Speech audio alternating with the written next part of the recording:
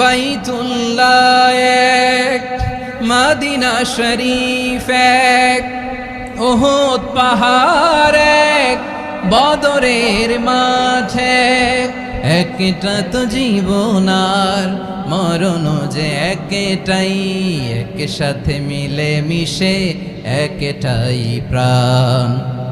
তবে কেন এক নও হে মুসলমান, এক হও করিয়া আহ্বান। সবাই মিলে আমাদের প্রভু এক, জীবন বিধান এক, ঐশী বাণী কোরআন। একসাথে আমাদের প্রভু এক,